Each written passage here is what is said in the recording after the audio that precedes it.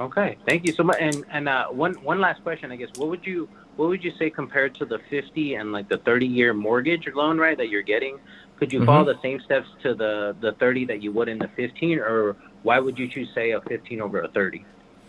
The reason I would choose a 15-year mortgage over a 30-year mortgage is because basically, all right, listen to this, right? If I gave you the option to pay $1,000 a month, and then the trick is, if you pay extra money, you finish faster, right? But if something goes wrong in your life, so for example, you start a family, now you have some kids or whatever it is, and something goes wrong, your car breaks down, maybe you break a leg and you're unemployed, and you can't make those payments, what's gonna happen? You just make the minimum, right? That's all you're gonna do.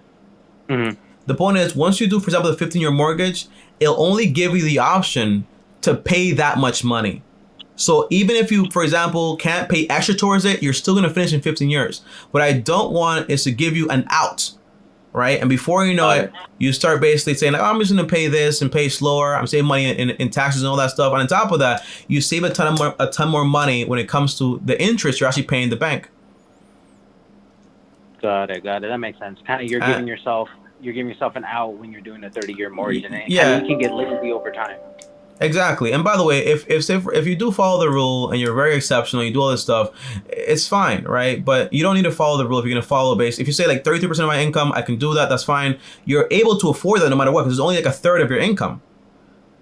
It's not like, oh, this home is going to be half my money. If I lose my job, I don't have anything. No, that's why you give yourself a 6-month emergency fund to take care of yourself. So if you do lose your job, you say, hey, I can pay this mortgage for the next 6 months and find another job.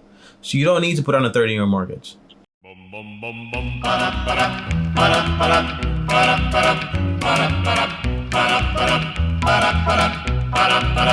You've got to start at the bottom if you're ever gonna reach the top. You've gotta watch all the